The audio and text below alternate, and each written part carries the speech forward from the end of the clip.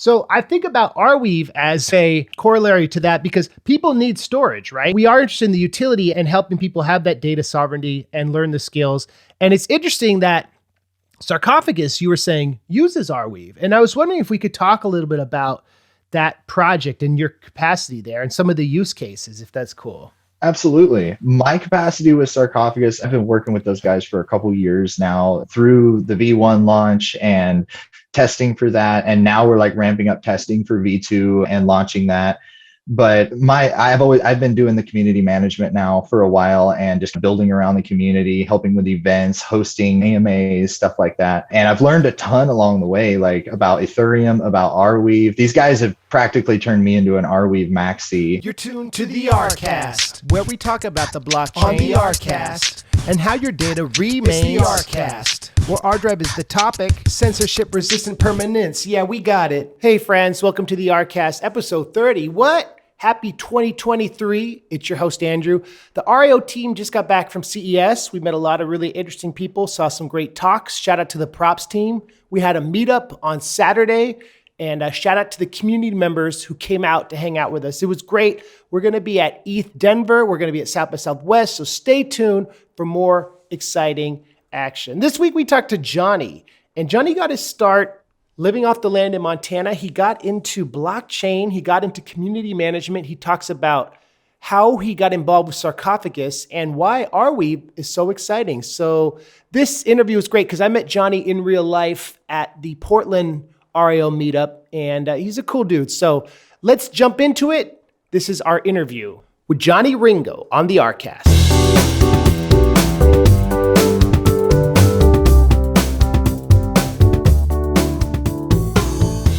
Welcome to the ArCast, episode 30.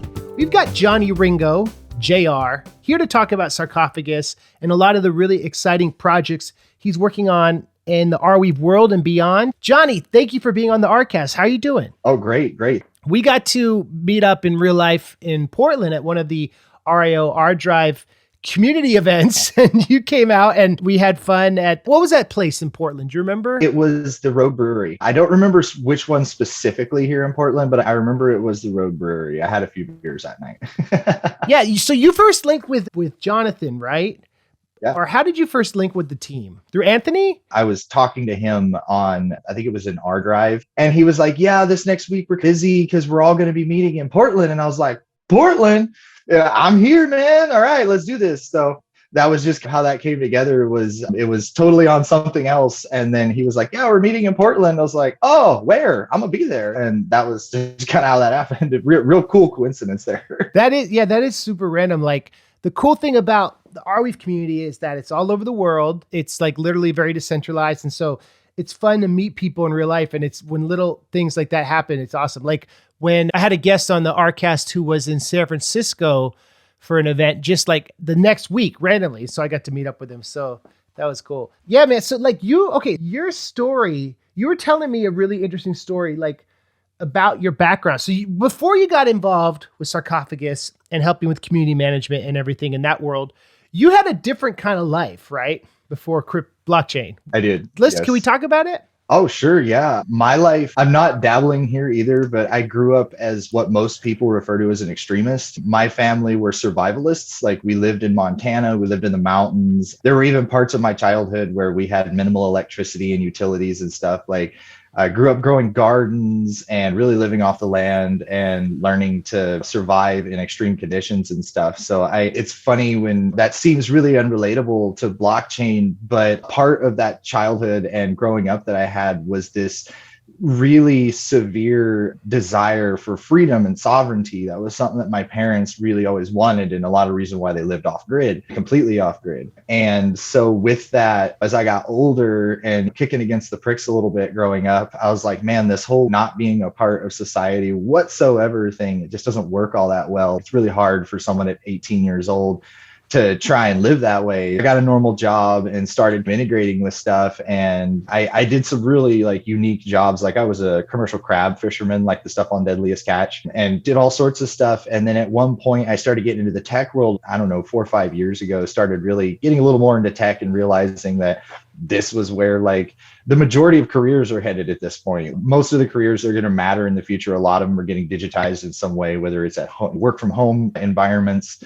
stuff like that. And I heard about this concept where, oh, people are building these computers and they're earning money passively with them. And I was like, what is this? This was back in 2017. And my wife actually was the one who introduced me to it. And I ended up building mining rigs and stuff. And that was my introduction to Web3 and crypto back in 2017, was building mining rigs. I actually made like a little business out of it called the Raven's Nest. And I built Raven coin mining rigs. And I did that for a couple of years. And then this last halving cycle with Bitcoin, right before the Polkadot launch, I was on Facebook a little bit more at the time. The job I had, I was working at Intel as an engineer, and we had long lunch breaks. So on my lunch break, I'd sit there and surf Facebook because I was night shift, so I couldn't talk to my wife or anything.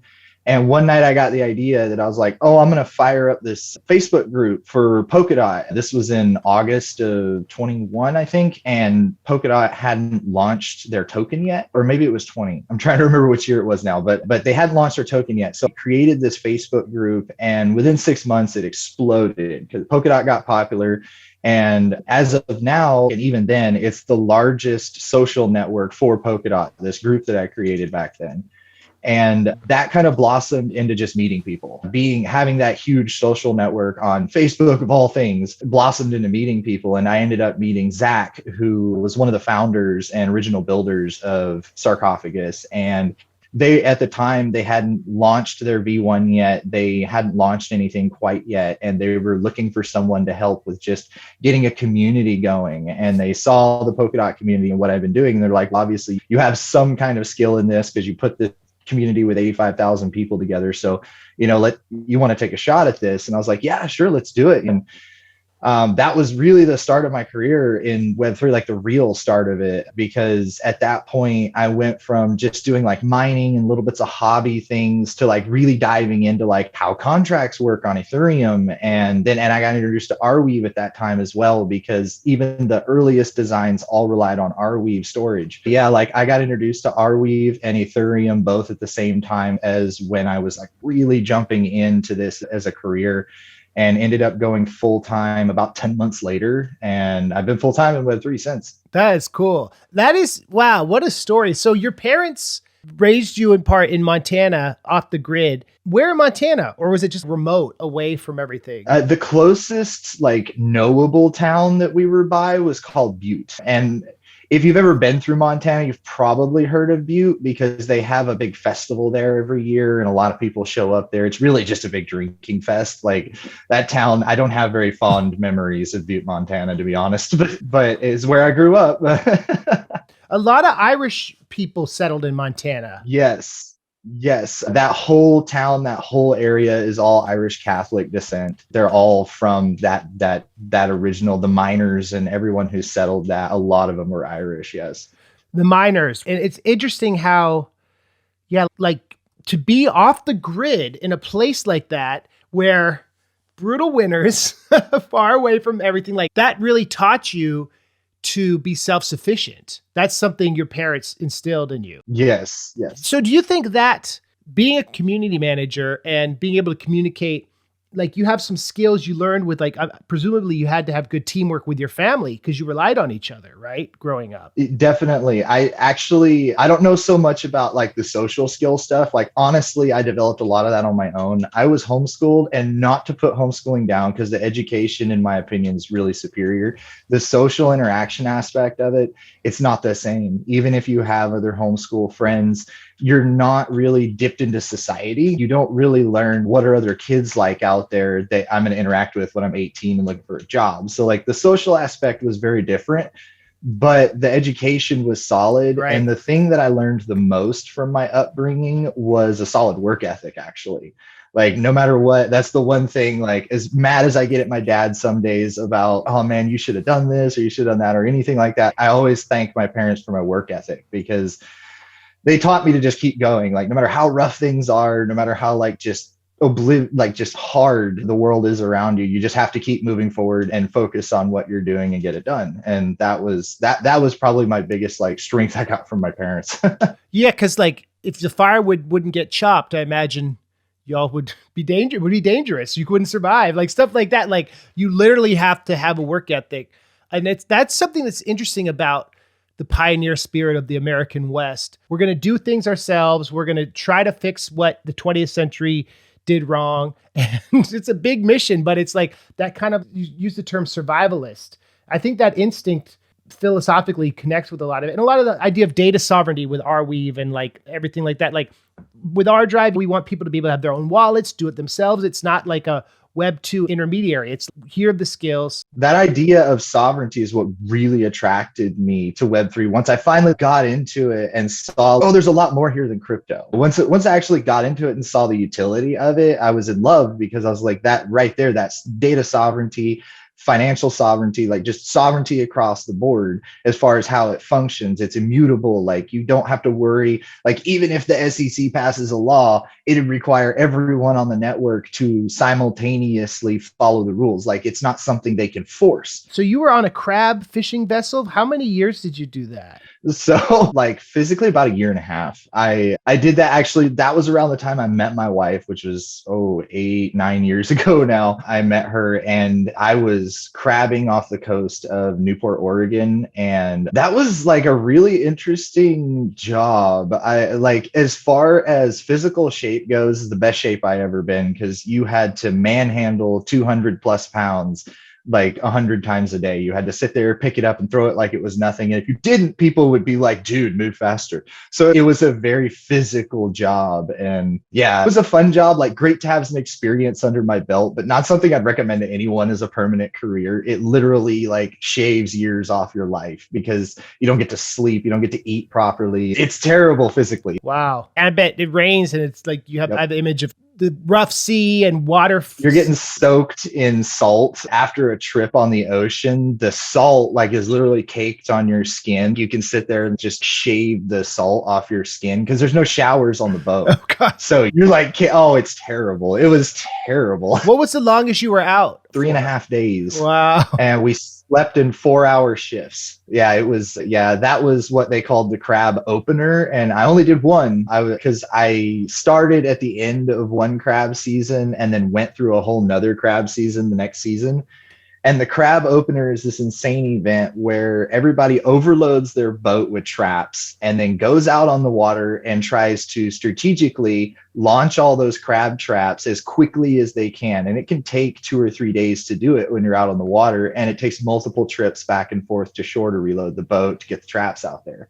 So it's this sprint basically at the beginning of the season, because there's so many boats that are out there in the good spots. Like it's a sprint to get your pots out there before everybody else does. So it was just this insane adrenaline and Red Bull fueled, let's get this done. And we're not sleeping. We're freaking Poseidon miniatures out here, demigods. Like it was this whole, like this air of just, Is it all men? Or are there any women? There were women in it, but honestly, it was rare. Yeah. Most of the time, the women worked on the docks, like wives of the fishermen and stuff. They'd be involved with all of the different businesses and everything. So there were a couple like woman captains, but I don't recall any deckhands being women. Yeah. What's the average age then on a ship? Oh, that depends. Like the average age for a captain was 40 to 60. The average age for a deckhand was 18 to 30. Wow. So mostly younger guys ran the hard jobs on the decks because the older guys, they had done it while they were younger and been with a company or a boat for a long time and graduated to be a captain.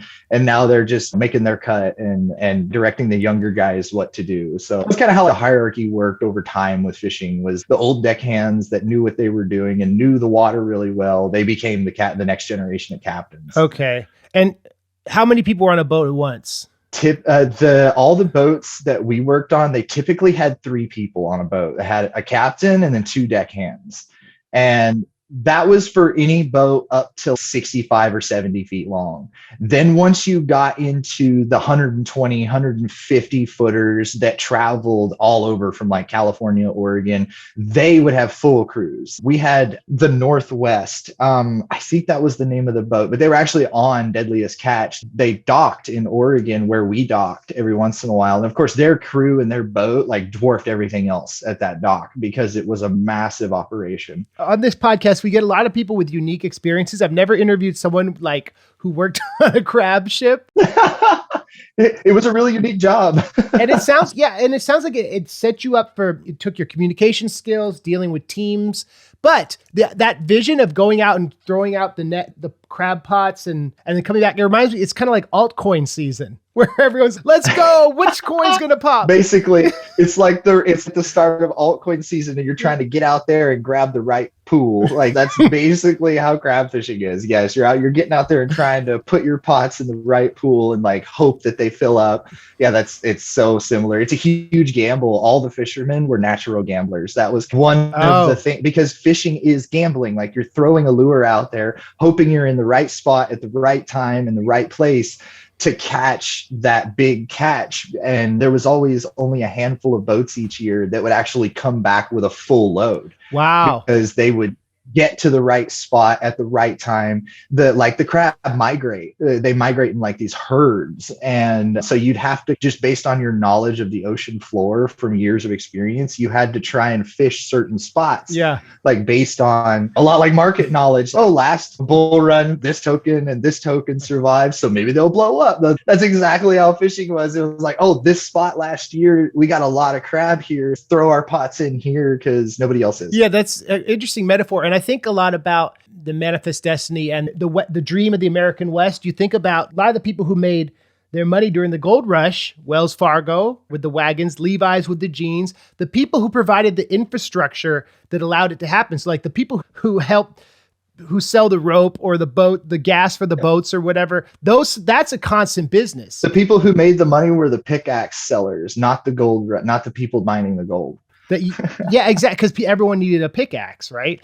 Yep. And just like the people who manufacture the crab pots, you need a bunch of those. So I think about Arweave as a corollary to that because people need storage, right? We are interested in the utility and helping people have that data sovereignty and learn the skills.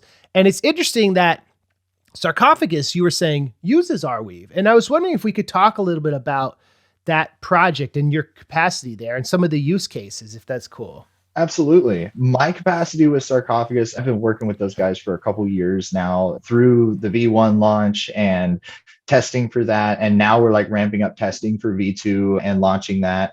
But I've been doing the community management now for a while and just building around the community, helping with events, hosting AMAs, stuff like that. And I've learned a ton along the way, like about Ethereum, about Arweave. These guys have practically turned me into an Arweave maxi. That's why I did that article the other day, because I've fallen in love with the ecosystem. Oh yeah, over thank time. you. Oh, that was a great article. You know what? I started writing that weeks ago and it was meant for a specific project that kind of fell through. But after that fell through, I was like, oh, I want to put this article out because I was like, I really want to get this out. Really blown away with the community's response on that too. I put it up. Oh, this is like this article and I want to do this just to thank everyone. And yeah, the community response on that was completely unexpected and blew me away. So I appreciate the whole Arweave community on that. Good job. But so with Sarcophagus, now that we're coming up with V2, there's been some redesigns and stuff like that. And the storage, I remember in V1, they were playing around with the idea that possibly storage could be expanded to Filecoin and other storage-based platforms in the future if it was desired. But through operating V1 and doing the V2 designs, like the whole community, the developers, like everyone in unison was like, no, we're just doing Arweave. We don't even want the other ones that was just like a beautiful thing that like the V1 design used Arweave and everyone loved how it operated, how it worked for the D app and everything, the permanent data, payment once, like it all worked just so well that when V2 came, everyone was just like, nope, let's just stick with Arweave. It works great. Let's worry about if we want to do L2 contracting and stuff that cheapens up the process, stuff like that. Then, we'll look at stuff like that, but we're going to stick with Arweave. Maybe give us like a use case through which this would be used, and then we can explain the technicals. Definitely. Actually, a use case I discussed with the developers recently because we were looking at a little more niche use cases, but stuff that was short term. And one thing we came up with that was really interesting was the idea of a border crossing say for a journalist or someone who's doing political activism or anyone who's carrying data that they're not like sure would be allowed crossing a border. And I remember this when I worked at Intel, one of the things we were trained on was that if you are traveling on business, you have to be very careful about the tech you carry with you. There are some countries that won't even allow certain tech. Like they just look at it as, oh, you could possibly be transferring data across this border that we don't want this. And I remember working there, they trained us heavily on that. They're like, if you ever go on a business trip, you have to register all of your devices that you're traveling with and register it, because they can have stuff like IP and blueprints and stuff like that on it. And if you don't declare that information, it can be confiscated if they figure it out. And of course, every country's different. This is just kind of niche use cases. But the thought was, say you're coming to a border crossing or something like that, and you're not really sure. You're like, okay, I've got this data on my PC. I don't really know what they're going to do. This data doesn't seem harmful to me, but I'd like to safeguard it just in case. So in that instance, people can upload this data to the Weave, get it wrapped in encryption so no one else can see it, and then set that dead man switch so that set it for, oh, you're about to cross the border. So set it for an hour in the future. And then an hour later, if you haven't responded to that switch because your devices were taken or something happens, that data is then made available to a designated recipient address that you could have that's safe, like one that maybe was on a different device or on your phone or some other device that is safe to access it from after you've crossed the border. That way, if your stuff's confiscated, it's permanently on ArWeave, it's encrypted, and only the recipient you designate can actually get to it in the circumstance that you need it. Otherwise, once you're done crossing that border, you can actually do what's called burying the sarcophagus, which keeps it wrapped in encryption on ArWeave so no one can see it. So if you're like, no, I don't need this data, I don't want to pay the fees or something along those lines, you can just bury it permanently, and then you don't have to worry about anyone seeing it or anything like that because it just stays encrypted. Okay. So let's say, hypothetically, if you were a journalist and you went to Afghanistan and you took some videos, you uploaded them through Sarcophagus, you crossed through, but you didn't make it. So someone would get an email to link to those videos, like the transaction on ArWeave. We don't have the email notification set up yet, but that is something we're actually working on right now. We're looking at ways to create notifications, whether it's like a toast message. We've also discussed creating a integration with Google Calendar, where when you create your sarcophagus, it sends just a little like message that you can click OK, and it just adds it to your calendar. Because then what that allows you to do is just share that with whoever your recipient is and be like, here's the date and time of resurrection if I don't rewrap at this point, and here's the instructions. Because something else that the tomb is going to do is say you go in there, you wrap your data, and you create a new wallet, say, because the tomb will have the ability to create a new recipient. If you don't already have one and you want to create a wallet that's new, unused, on chain, then it has a wallet generator. And what it'll do for you is say, you're like, oh, I don't know my recipient's address, but I can create this wallet and then send them the info for it. So what it lets you do is you go in, you wrap your sarcophagus, and you select, oh, I want to create a new wallet, a new recipient wallet. So it generates one for you, and then it creates a PDF that has all of the onboarding abilities that MetaMask have built in. So it gives you your private key, your seed phrase, and even a QR code on this PDF. This is the recipient wallet information. This will be optional. So if somebody doesn't want to create that PDF, like if they're afraid they're not going to be able to store it securely or get it to a recipient securely, they don't have to create that. But this is an option so that you can have a form of like automation there, so that you can just give that PDF to the recipient and be like, hey, store this somewhere safe. This is access info for a sarcophagus that I created that is going to you should something happen to me. And you can also, put more instructions in the sarcophagus with your data. So if somebody gets that, they're able to understand, oh, I got all this data and here's the instructions of what it's for, what it goes to. So there's a ton of like options there on what type of data you put in. We've even been discussing looking at having the data itself wrapped in a sarcophagus trigger other contracts external to the tomb. So something I was talking about with them the other day was like something simple like a sweeper contract. Like say you're trying to pass all your assets on to someone who's very minimal in blockchain. Like they understand like MetaMask or some basics, or maybe they only have a Coinbase, but that is your option. Say you have this wide range of ERC20 tokens or tokens in some wallet, like this contract could really be on any blockchain. Then what would happen is the data in, like you could set up a contract with a sweeper. So say, oh, your DMS triggers it, and then the data releases. This contract watches that sarcophagus, sees the data release, decrypts it, and gets the data from within the Sarco. And that data gives it what it needs to finish its contract operation, which would be sweeping the contents of a wallet into one major coin, their Arweave, or whatever wallet it is you're sweeping all the tokens out of, into that one token, and then transfer it to a recipient. So there's so many different tandem use cases that we can use with this mechanism. And that's where we're really trying to dive in, is stuff like getting it built into other applications, because most people have used a dead man switch in their life without even realizing that. Like anyone who's ever used a pusher riding lawnmower has interacted with a dead man switch and probably didn't know it. The handle on a push lawnmower is a dead man switch trigger. You have to physically stay interacting with that trigger. And if you ever let go of the handle, the mower kills its power and shuts off. That's a dead man switch. Same with the riding lawnmower. It has one under the seat. So these are common applications for a DMS that most people use and don't even know about. And that's a lot of how we want to approach the market with our DMS as well, is we want to be an immutable thing that people can build into other apps. So say you're signing into your email or something, this email provider could have a backend DMS built in that if you don't sign in for 6 months, it automatically triggers an email notification to a different email address or something saying, hey, this email is dead. We don't know if you have access.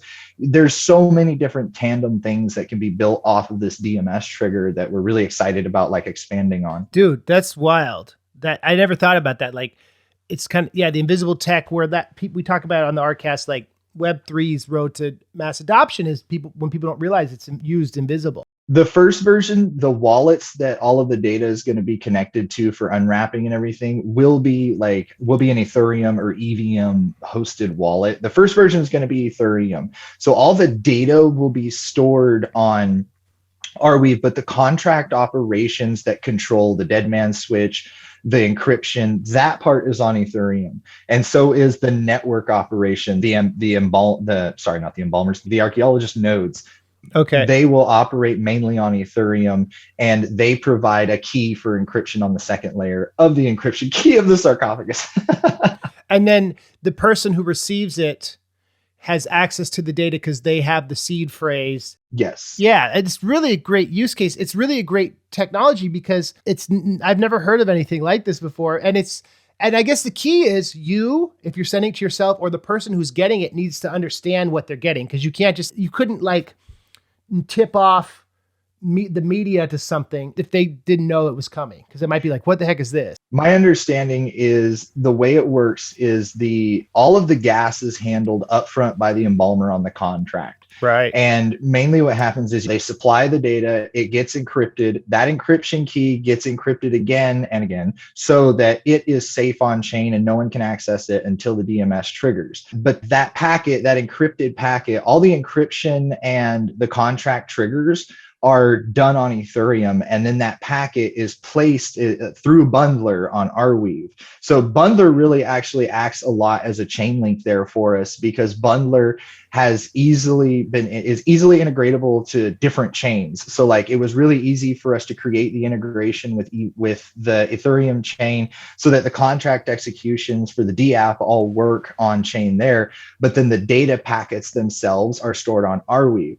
Then when a recipient comes in, they don't have to pay any gas or anything. My understanding is basically they just need a basic Ethereum wallet so that they can say, here, I have the key. And then all of that encryption and everything is like all the gas is already paid and whatnot. So they can just grab the data from it without having to pay any fees or anything like that. And the recipient key is an Ethereum recipient key. So they have like their Ethereum wallet and their private key that they can sign the encryption with to decrypt it and get that data packet exposed. Yes, only the recipient has that inner encryption layer key. Yeah, and we've definitely explored some publishing type of situations too. Like for journalists, for instance, like you could write up an article and put it in the tomb with a publish date of a certain time, which would be the DMS trigger time. And you could publish the recipient key publicly. So once that DMS triggers, that information or data actually becomes public. So in that way, the dead man switch could be used kind of like they did with, like they were talking about with John McAfee, where they're like, oh, to protect himself, he created this DMS with a bunch of data. And there's a lot of mystery surrounding that still, but the concept is something that's totally doable with this, is you can put that data in there as a safeguard, and then if something happens to you, it gets publicly released. No, I did. We've thought of some really crazy use cases, because really all we're building is a safety mechanism that it's really up to the user how they apply it. It's a safety switch. And there are a lot of crazy use cases we've thought of where people could apply it. And not all of them are things that people want, but it's just how technology and open source goes. Like, you build the tech and you can't really control how people use it. You can just make sure that the tech is solid and that it serves its purpose properly. You can look at stuff like Silk Road. Silk Road was a really big deal. And in my mind, one of the earliest like concepts of this open source decentralization actually being like put out in the world, where it's, oh, you can go here and sell whatever you want anonymously. And that, of course, it got shut down and the guy who made it got villainized and everything. But I look at that and go, that's really not a whole lot different than what we're doing here. We're building this technology that enables people to do what they want with some anonymity, with some sovereignty. I think now it's just hit a point where so many people support that concept, support that idea of having some self-sovereignty and freedom, that even the government at this point realizes they're like stepping in hot water if they just try to shut it down, because so many people are behind it now. We hit over a 2 trillion market cap this last bull cycle, and that's not small, at least not anymore. So I think that's part of the whole thing, is like, when we're considering all this, is like, there is some risk involved, but we just have to look at what we're doing and go, yes, we're building technology. We're making sure it works properly. It's immutable. It protects people. If people want to use it for political activist reasons or journalism or anything like that, like, really, that's great. We know that the tool is getting used like how it was meant to. Yes. Maybe we could end, if you're down. I thought the story of how you met your wife is a cute one. All right. Yeah, I like telling this story. My wife, when she met me, I was crab fishing and I was dirty and living on a boat. And I liked to go to bars and cuss a lot. That was something actually I meant to mention to you earlier, when you're like, yeah, you have to work social interaction on the boat. I wanted to stop you there and be like, man, being on the boat didn't do nothing for my social skills. All it did was teach me how to cuss properly. But yeah, when my wife met me, she was with some friends at this bar called Moby Dick's. And I was singing karaoke, singing Forgot About Dre, because I was all about going out and drinking and do karaoke. I still miss it. Like, I haven't done karaoke in a minute, but I've been meaning to get out and do it again because I like singing. And I like having a couple beers and getting up there on stage and singing. But yeah, I was rapping. And the funny part of it was, like, I remember being on stage and looking out at the crowd while I'm doing it and everything, and seeing her, and she was like laughing and smiling and look at me. So in my head, I'm like, oh, you should go say hi to this girl. She seems nice. Go say hi to this girl. It turns out that they were actually like making fun of me. And like, I walked up and said hi and everything, and they were like actively making fun of me. So it was funny. We ended up married and everything, and we got 2 kids now. But yeah, our meeting story was always a funny thing. What do you say to somebody you hate? Anyone trying to bring trouble your way? Want to resolve things in a bloody way? Just study a tape of NWA. Yeah, man, I still got it. Sarcophagus has got the wrapped information and Jonny's got the raps. That was why I did that one, because I knew that song so well that I could do it without looking at the prompt. And I remember I was such a little show off. I would turn my back to the prompt and sit there and sing looking up at the ceiling so that people would know I knew the words to the song.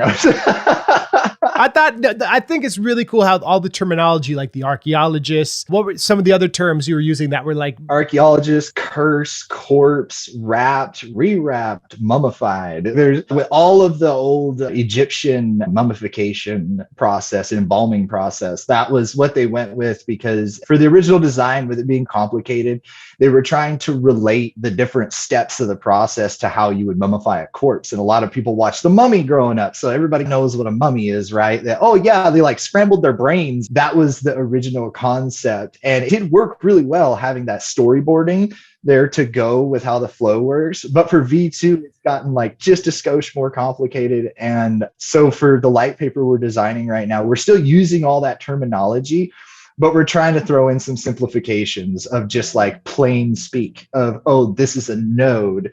that we call an archaeologist, and just like giving people a little more upfront definitions so that they're not like, so the embalmer wraps the corpse and it is unwrapped by the archaeologist in the future when the dead man switch goes off. If you completely stick to the terminology, people are like, what?